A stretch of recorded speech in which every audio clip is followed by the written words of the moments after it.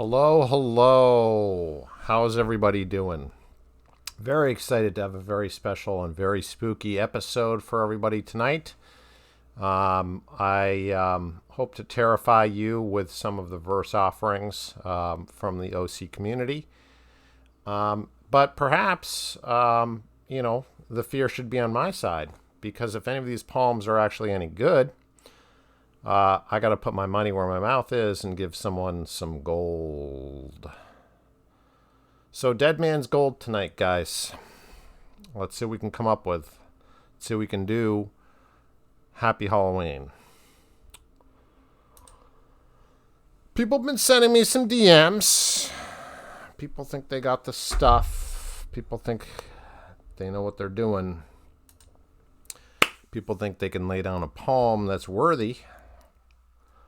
Let's see what we got. The Tesla Model X not taken. I love it when people ride on the coattails of Robert Frost or, Sylvia Plath. You know how much I think that works, guys. So, two Tesla Model X's converged on a Southern California road, both gleaming white. It's the gleaming, right? It's obvious and golden. Use gold sparingly in poems, guys. Shade, shine, cast by tall, thinning eucalyptus trees. See those eucalyptus trees? That works. I'm not so familiar with California, and the types of trees they have there. Eucalyptus to me has stronger associations to Australia, but whatever. Okay, good enough. After a fashion, one Tesla went one way and the other another. Okay, so we know that's not going to be a gold poem, right? It's just it says gold, but that's about it. Nice effort. I like to see effort, and I want to put this out there now, guys. So I don't. Sometimes people, they comment or they downvote. They hate on my videos, and actually, it's probably good for the algo if people do that. So to a certain extent, I encourage that, but I also want people to understand deep down, like, no, I love you. And I want your poetry. I want you to keep trying stuff. And when I say something disappoints me or isn't what I'm looking for, it's not to say that you can't come back and write the next great thing, or you're not going to do that, or you couldn't even take this poem and make it into something great and memorable. It just means for me right now, it's not exactly what I'm yearning for, what I'm hungering for, what my heart is looking for. So I want people to totally separate themselves sometimes a little bit. And you can love your poem, even if it's not my favorite, it could still be your favorite, right? And don't okay. I mean, come at me, get mad. That's fine, but then comment, get into the thread and let's discuss. Have you on the channel. Let's be productive about it. And I was there too.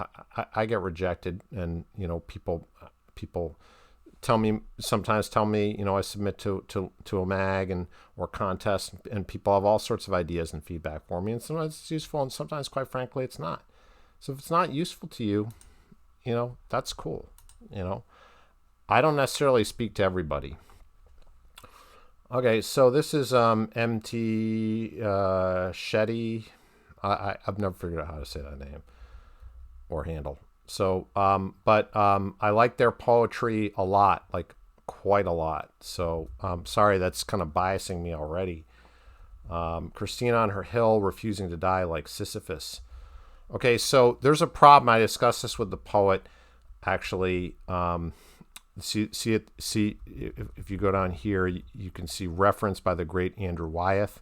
So if we click on this and we open it, we're going to see this image here. So there's a famous painting by Andrew Wyeth. So it's this adolescent figure to my eye. We can't tell her exact age. She could be 20, 25. She could potentially be 73, or she could be 12. It's a little bit unclear, but whatever. There's this adolescent figure looking up this hill, this field somewhere, I suppose, in in the Midwest. I don't know.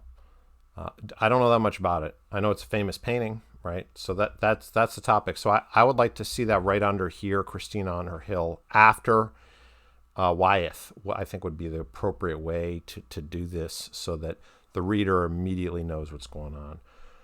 Refusing to die like Sisyphus. So I'm a little thrown by the Sisyphus thing, because Sisyphus evaded death, and the gods punished Sisyphus, who was a powerful man, unlike the depiction in this painting. We're not depicted a powerful king-like man. Sisyphus was punished in the afterlife by having to push this stone up this hill. There's no stone being pushed up this hill. Blind and drunk and motionless. Sisyphus was not blind or drunk or motionless. Neither is this figure, as far as I can tell. I mean, we can't see her eyes, but it is perhaps the result of a drinking binge, but that's not, I can't really read it that way. Propellants, the deletive gray sky, or delative gray sky, and feral grasses. Again, the grasses, to me, I mean, you could say feral, I suppose. They certainly evoke a kind of end of the world or end of civilization type of feeling to them. An apocalyptical vibe is certainly part of that painting, but feral, I don't know. Covering your wasting body, blonde to green to black, as estuary algae or moth-eaten. Do I see moth-eaten? And so there's this challenge with an ekphrastic poem, which is what this is. I'm trying to reconcile my limited understanding or knowledge of this painting with how it's being described in the poem. And of course, the poem now is the primary text. So if the poem says moth-eaten, then of course the painting in the poem is moth-eaten. The poet has right in authorship of that. Pink cotton under sun and moonless, avoidance of light, slow crawl, elevation of Dover. I don't know what Dover is.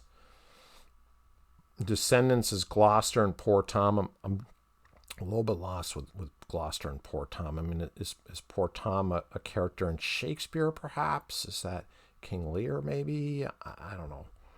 You're wasting, covering, desaturated earth, farmhouse, wood shacks, and winter. Now, see here, now we're finally doing what is urgent and necessary for an ekphrastic poem to do, which is observe the painting. Farmhouse and wood shacks, wintered fields, faceless. There isn't a face depicted in the painting, so I think this is very good. Pilgrimage. I don't necessarily see the pilgrimage. The rye seed, okay.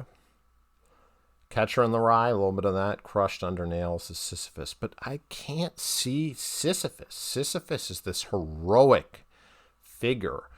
This model, Camus, famously in his myth of Sisyphus, made Sisyphus into this embodiment of what it is to be truly progressive, to be kind of a humanist at the deepest level, someone who realizes that the task of improving humanity and improving the human condition is likely going to fail, but nevertheless endeavors to try again and again and again. I can't see that in this figure. I see something, I certainly don't see effort to push anything up a hill. I see this kind of incredible wistfulness. My poor sister. And again, what? I don't know. And then the eye here is very late. Eye paint our national sin. And I'm sorry that the national sin hasn't, what is that? Very interesting, very provocative idea. Okay, there ought to be maybe there is a national sin. What is the national sin? Refusing to die? Blind, drunk, and motion? There's too many loose ends. So this is like an A on the ambition level and like a C on the making sense level. I wouldn't even say the execution is necessarily so flawed. So there's a lot I still like about this poem. All right, well, we'll just do one of those. Okay. No one needs to see that stuff. Growing up in the shadow of the assisted living center, my sister and I cut across the quad, the quarters clanging in our pockets. Okay, back then, so this is more narration, okay? So we got to be careful with the narration. Back then, as we stepped around anthill mounds, gathering burrs around our socks, I saw every step as sanctions, as a sanctioned stitch, part of something grand, something God might weave with. Oh, God.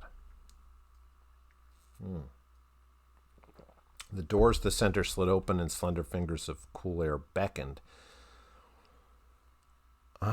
You got to tell me what this poem's about. You know, we're getting deep in here, and I'm still not sure what the central proposition of this poem is. Stillness pressed against the wall, squeezing the smell, scent of stagnation, moss softening our passage, the snack and drink machines. Okay, do we need the snack and drink machines past the dining hall? See, the reader doesn't know why we would need this snack and drink machines. Maybe they're essential and we'll find out that they are. Maybe they're not. But without this kind of like central idea of what the poem's going to deliver, it's really hard to know. Candy red Coke display. So just, you know, this poem doesn't have a clear objective or mission for the reader. So again, you know, this poet's going to get mad and be like, well, you didn't read the whole thing. Well, you didn't earn my interest for me to read the whole thing. Hospital. In this cheerless, forgotten spot, smudged toilet bowl walls and crappy. So toilet crappy. See what you did there. Gray floor crusted. See what you did there with maniac's mosaic. See what you did there. Made no sense. A place that's supposed to make us feel better. A shithole supposed to make you feel better? We wait our turn to be inspected. Vomit green door. Okay. Well. Oh, get mad, bro. I'm sorry. I'm tired, Genevieve. Today I'm tired, Genevieve. The dregs of the day have found me battered, broken, and gasping for a word. Okay. Okay, Genevieve. The prism of morning rose to bloom as it does. Why do you need as it does? To languish its light and break the truce of night. Okay. And stain the peace of sleep. Stain the peace of sleep. Oh. Okay. Well, really playing poet now. It rose to rouse and lease a new life, to remind eager machinations that teem with the threat of our tendencies. But today I am tired, Guinevere. Okay, so that's the refrain. I looked for you in the shadows, Guinevere. I wanted to take your life. Oh, gosh. Oh, it's not one of these incel poets. I need to take your energy, Guinevere. I need to steal your light. Okay, so, you know, bring on the hate. I'm sorry, it's not for me. Okay. Bootstraps. Bootstraps and I had a pleasant back and forth. I know Bootstraps is a dude, so hello, Bootstraps. I have to admit I was impressed with Bootstrap's poem right off the bat. I like the title, but I'm not sure about the W/, a thrift store cup with blue lotus. Why? Why not just spell it out? Okay. Sometimes the weight of it is too much. So, okay, that's a good proposal. I think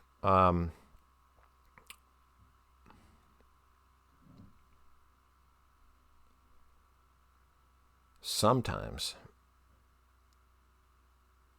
Okay. Sometimes I find the weight is too much. Sometimes. Okay. Fine. Okay. Sometimes the weight is too much. The 10,000 mornings I cup between my palms, these 10,000 times your lips touched its rim. Okay. I do not know you, but I know the blue lotus at the bottom of the well as one more hot grief passes between us and rolls across my tongue. Specific, right? So why are you going to have this tea, you know, or coffee or whatever it is? I guess we're not what's in it yet, but I'm assuming it's tea. Why are you having this? Because, you know, something went wrong, or you just need a time out and you need a moment yourself because, you know, shit's not right. I know the shape of your hands and what a warm stomach becomes when a sunken flower reveals itself. So that's good description. I mean, I think ending that line with itself, I'm not 100% sure of sticking a landing on that line. And the becomes, I know I know how a warm stomach feels as the sunken flower reveal is again, I don't know, something. So blue and sudden. Now the so blue, oh. It's not really sudden, it's inevitable. I know that as a body cools, the emptiness we find must soon be filled. So let's talk about aging. That's good. It could be even more specific. I know as my body cools, the emptiness I find. Why the we all of a sudden? I mean, again on each and countless morning, again on every lotus drown. The drown there, that's masterful, masterstroke there. Bootstraps with the drowned. Very, very good. Very good. And I love this whole meditation on death. You know, the previous owner of the thrift store cup, they've passed on. And, you know, the really the great image here, really tremendously strong image. I know the shape of your hands because you're doing the same cupping action they did. So that's really, really very successful from Bootstraps, and everybody on Reddit should be paying attention to this. Very nice technique. So this is going to be tough to top here, folks. As much as I like the ambition of Christina on her hill, gotta say. Bootstraps here with that image, that cupping. And there's a little bit of you know, Shakespeare last year, York, and, you know, Shakespeare had this idea in Hamlet, you know, Caesar in a bunghole or whatever it is. You know, you're all ashes to ashes, dust and dust. You know, we're all going to go back to that stuff. And you really can't keep any of it. So there's this great kind of timeless poetry ideas that Bootstraps evokes lightly and seemingly effortlessly. It's not overdone. You know, he doesn't need to say "Alas, poor York" in order to give us and transport us to those same ideas that many of the masters have touched on. Good stuff. I still think there's probably some opportunities for sharpening some of these. I'm not 100% sold. Sometimes the weight of it is too much. The weight of what? Of being alive. Why not just start that 10,000 mornings I cup between the 10,000 mornings I cup between my palms are the 10,000 times, you know, touch the 10,000 times your lips reached. I don't know. I'm trying to avoid is or equal or those types of verbs because they're passive, one active language. But you see, I'm not sure how much mileage you're getting out of that first line. That's the second line and the third line that are so effective. I'm not even sure you need "I do not know you." I'm not even sure you need that. I know the blue lotus at the bottom of the well as one more hot grief. Very, you know, going to be tough to beat, guys. Ship of Theseus. Ask me where my sleeping heart slumbers. This was not a DM, guys. I just saw this floating around Reddit. See, sometimes I'm looking out, Reddit. Can't hide from me. Ask me where my sleeping heart slumbers, and I will show you a fading wheel. Ship is going to show you the fading wheel. Okay. Looks like the captain's wheel, I guess. I will let you card through my silence. Why carding through? Like a card catalog or a deck of cards? I wait for a fluttering response. Why? I am not. That's a very antiquated, affected, but a patchwork pattern. Why is a sunken ship a patchwork pattern? Where wandering gulls have made their homes. Why is that patchwork, though? My new skin. What new skin? Hides the scar of rot. Why does the ship of Theseus have new skin? It's sunk. My old bones privy only to salt. Okay, that's okay, but the privy is a little, you know, precious. My name is only an echo. Okay. Cradled in a shapeless tomorrow. It doesn't tell me very much. I remain swallowed by fateless waves, finally washed away to nothing.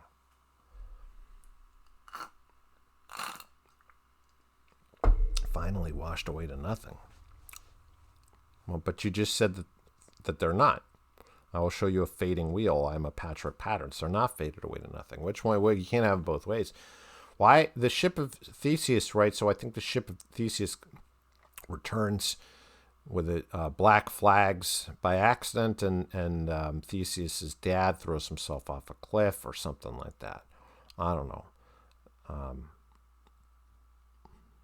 I mean, it's interesting. I thought the more famous mythical ship was the ship for Jason and his Argonauts, but I don't know. So there's some control of language and pacing here. I think the pacing of this poem, generally speaking, is good because it has a slow nautical pacing. It's not rushed. The poet's disciplined enough not to, do any silly, goofed up stuff. I just think, I have some questions. Why a fluttering response? I wait for a fluttering response. Why washed away to nothing? Why the patchwork? So the gestures here, the tone, I guess what I'd say is the tone this poem establishes is consistent and effective. It's the correct tone for this kind of sunken ship poem. So Reddit, you can look out for that. These tonal variations we see where folks can't hold their energy and they get distracted by stuff. That's no bueno. So points there to Sorella, sorta, or whatever on the tone. Lenny from the block. Lenny's written some pretty strong stuff, but I don't know if this is going to be one of Lenny's best. Lenny could easily win this year gold because Lenny's got some chops. Now, here's the thing. I don't want to hurt Lenny's feelings, right? So if this poem just doesn't end up being Lenny's best, Lenny shouldn't take that hard. Lenny should know Lenny's an ass kicker. No, I don't think this poem is going to be it. It sounded like the ocean. I try to rouse your attention. A sail gaping at the wind from across the table. Our first meal together in 10 days. This italics, I think, is... Desperation sits between us, an offering, a sign of good health. But you're repeating yourself. Our first meal together in 10 days. Okay. Sits between us. See, then that comma, an offering, hyphen, a sign of good health. That's repetitive. Why not just say, I try to rouse your attention, a sail gaping at the wind from across the table. Our first meal together in many days. Why do I need to know it's a sign of good health? Is there someone ill? Is there someone going to die? We've only caught glimpses of one another. Why? Behind cotton masks? Are they sick? During the transfer of a tray of food? Are they insane? Are they like an insane asylum? An inquiry of how are you doing? You've been isolated. Okay. It's a COVID poem. I've been overwhelmed by life without you. By life... I've been overwhelmed by life without you. You can't come out and state that you I don't know.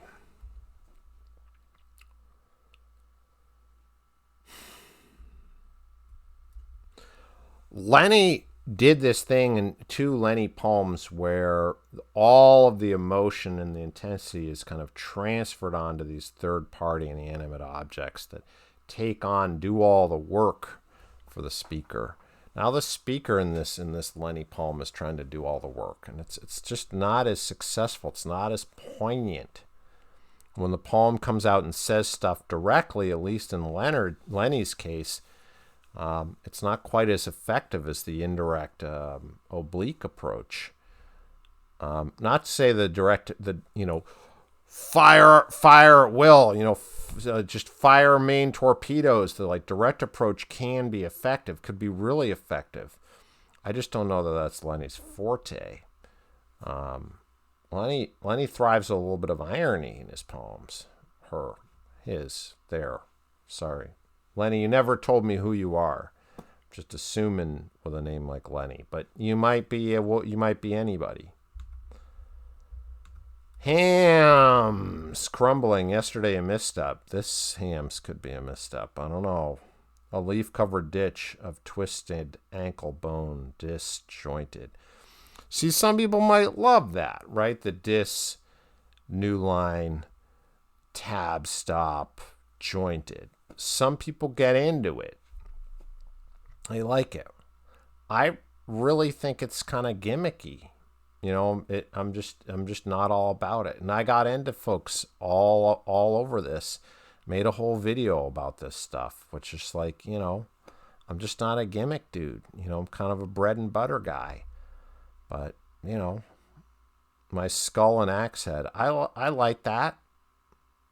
Crashing into pulpy sapwood. Okay, but your skull can't do the chopping. Your skull's getting chopped. Armored with bark, palms calloused and relentless. Why are your palms relentless? Okay, so the weird sounds here, okay.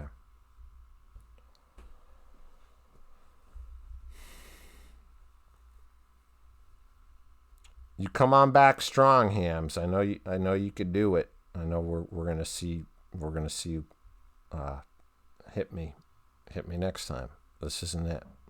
Sorry. All right, Lenny. This isn't you got it going on most of the time, and this isn't it. Ship of Theseus.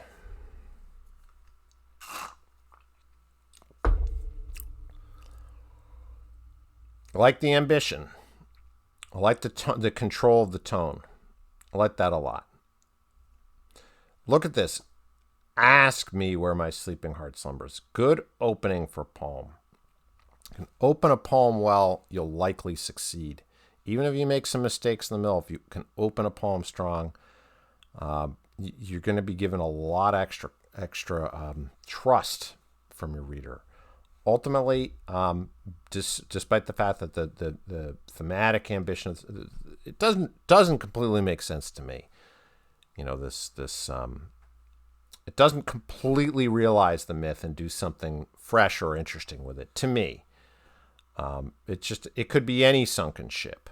It doesn't. To me, why specifically Theseus's ship? Why is it Theseus' ship that's apostrophized in this way? I don't get that. So if you're going to address Theseus, the father who kills himself, seeing his son return with the black flags, even though that was an error, it was a mistake by the son, who then goes on to have these other Theseus has all these other great adventures, but whatever.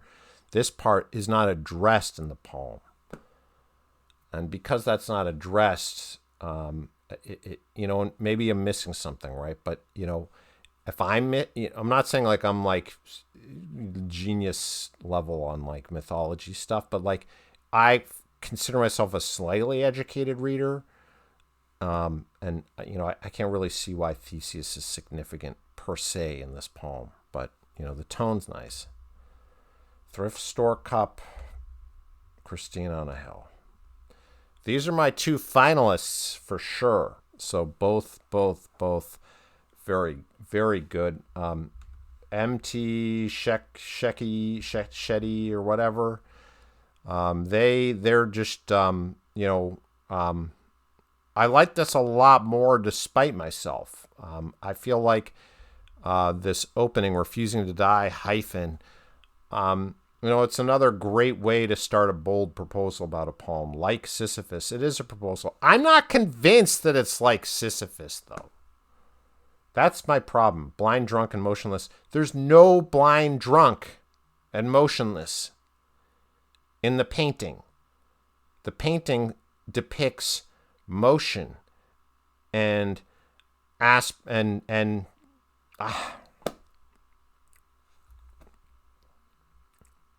doesn't show a wasting body.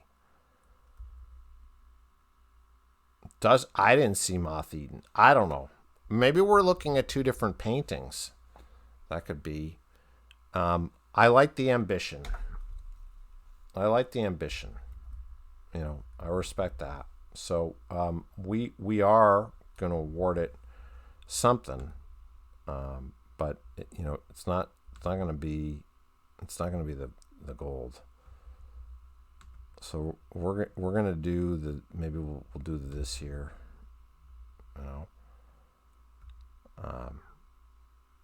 So do this here.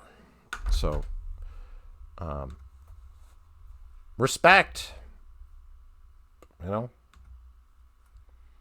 Blue Lotus. So I think we could do better as a community, but I think in terms of like a model of like evoking something effectively, right? So like the emotion of this idea that life is finite, and like your body is going to be completely lost and dissolved and basically turn into dust. And these empty hands cupping something, a life that's gone forever, just as your life will be, is without having to say that at all. That's strong. So like poets, the pen, right? The pen and the words themselves tend to be weak and ineffective. But when you can make someone feel something and evoke something which goes kind of, I don't know, transcends space and time like that, that's strong. We need to recognize that as a community of writers and poets and people, what strength is. And Skeleton Boy here is telling you, if you can beat death as a poet, it's a step in the right direction. I don't know that this poem is going to stand the tests of time, but I think this poet, given this impulse and this ability to shape a poem into his hands in this way and contain his impulses and ideas in this vessel of verse, to command in this way, Bootstraps here might endure. Certainly beyond Reddit, he might endure.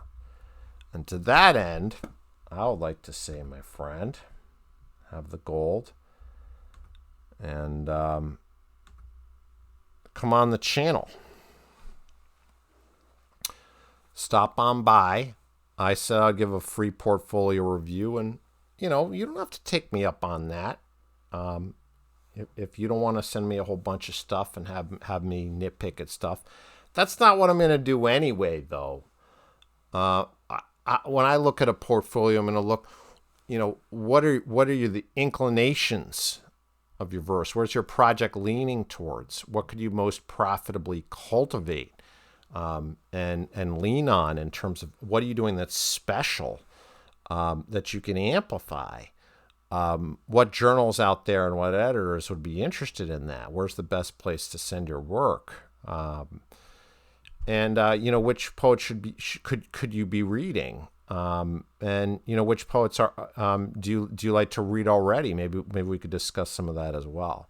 So we could do that on the channel. You come on and Bootstraps, and we could hang out on the YouTubes, or we can just write back and forth. Whatever. I think you clearly you're up to something interesting, and I think the world ought to know some more about it. So I don't have the biggest platform in the whole universe, but why not? Why not see what happens? Come stop on by and let's collaborate a little bit, and whatever. I'm good for my word, so I'll do some work on your behalf, offline or on. All right. Well, I think that pretty much should spook everybody out. Congratulations to Boots, and congratulations also to MT whatever. Both turned up stuff that made me think, and made me pause, made me slow down and reconsider many, many times. And made it a little tough on me too. So you know, keep it up, guys. I don't know what we're gonna do in 2 weeks, but I will say that, you know, it's a kind of a standing offer here. If you guys give me something I actually think is really, really good, I'm gonna feel obligated to dig in and see if I can help you back. You help me, I help you, right?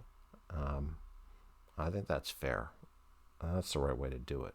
You guys put up a bunch of junk and DM me junk. You know what am I going to do? Not to say that the stuff I got here was junk. I got a lot of good stuff.